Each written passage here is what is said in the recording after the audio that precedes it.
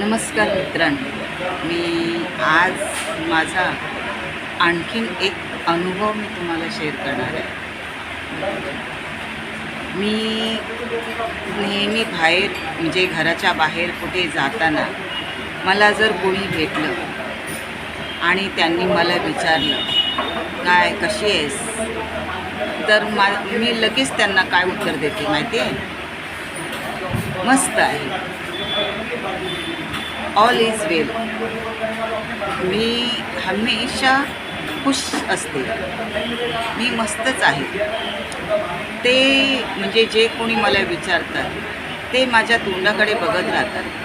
कारण कधी काय असतं की माझ्याकडे काय दुःखद घटना झाली असेल किंवा दुःखद प्रसंग ओढवला असेल आणि त्यांना तो माहिती असेल आणि माहिती असतो, तरी पण ते मला विचारलं. जर त्यांनी मला विचारलं की तू कशी आहेस, तर माझं एकच उत्तर असतं की मी खूपच मस्त आहे. आणि ते माझ्याकडे बघत बसतात, विचार करतात की एवढ्या दुःखद प्रसंगामध्ये पण ही स्वतःला मस्त कशी बोलते, काय आहे हिचं राज, ही अशी कशी, हिच्या चेहऱ्यावर जराही असं म्हणजे दुःखद म्हणजे प्रसंग म्हणजे दिसत नाही किंवा हिचा चेहरा असा निगेटिव्ह दिसत नाही. ही हमेशा हसतच का असते, म्हणजे हमेशा माझ्या चेहऱ्यावर स्मित हास्य असतं आणि त्याच्यामुळे ते लोक मला माझ्याकडे बघत बसतात. काय मित्रांनो, तुम्हाला सांगायचं म्हटलं तर आपल्याला जर कोणी विचारलं की तू कशी आहेस, आणि जर मी वाईट परिस्थितीमधून जाते किंवा माझ्यावर दुःखाचा प्रसंग आला आहे, त्याचं जर मी दुखणं रडायला लागले तर ते माझ्यासाठी चांगलं नाही. कारण काय, मग ते आपण बोलतो ना, मग मला बरं नाही किंवा मी खूप हैराण झाली आहे, माझं म्हणजे खूप नुकसान झालं आहे, मी स्वतःला खूप अनकम्फर्टेबल समजते. मग हे लोक आहेत ना, 4 जणांना आणखीन सांगत बसतात, सगळ्यांना म्हणजे ते शेअर करतात आणि कुस्तीतपणे हसतात पण किंवा कुस्तीतपणे बोलतात पण की अरे बघितलं तिच्या घरी काय झालं, ती कशी आहे. आणि हे म्हणजे त्यांनी सगळ्यांना सांगू नये. आणि म्हणून मी नेहमी प्रत्येकाला सांगत असते की मी खूप मस्त आहे. कारण काय होतं, मी मस्त आहे बोलल्यामुळे कसं मी खरंच स्वतःला मस्त समजते आणि मस्तच असते.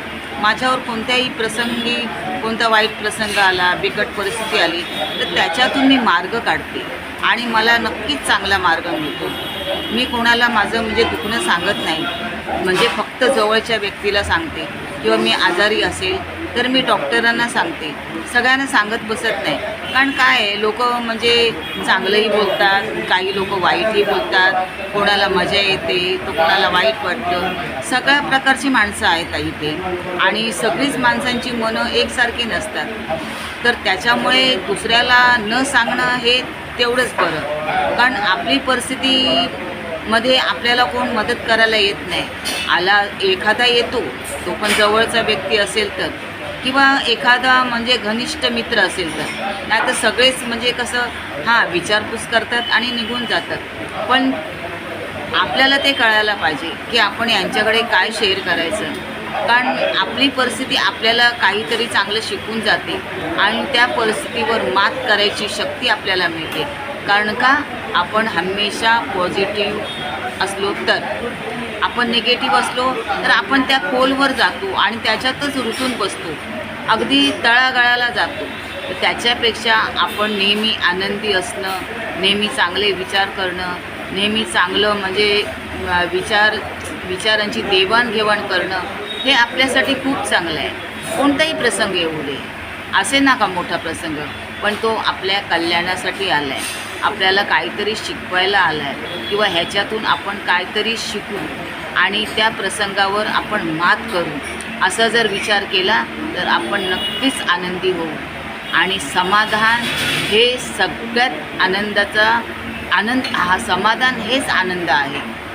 कारण काय आहे, आपण जर समाधानी असू सगळ्या गोष्टीमध्ये, कोणतीही गोष्ट आपण समाधानी असू तर आपल्या चेहऱ्यावर हलके स्मित हास्य येते. बघा तुम्ही हा प्रयोग करून. आणि कोणाला आपल्या दुःखद घटना किंवा दुःखद प्रसंग सांगू नका.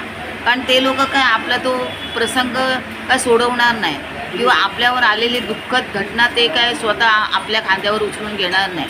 मग त्याच्यापेक्षा त्यांना न सांगितलेलं बरं. कशाला सांगायच्या आपल्या गोष्टी आपल्याकडे, आणि या गोष्टीतून चांगला मार्ग निघेल, पण संयम ठेवायला पाहिजे. आणि हा तुम्हाला माझा अनुभव कसा वाटला तो मला नक्की शेअर करून सांगा. माझ्या व्हिडिओला लाईक करा आणि कमेंट करून सांगा मला की हा अनुभव तुम्हाला कसा वाटला माझा. तर मंडळी, धन्यवाद मंडळी, धन्यवाद.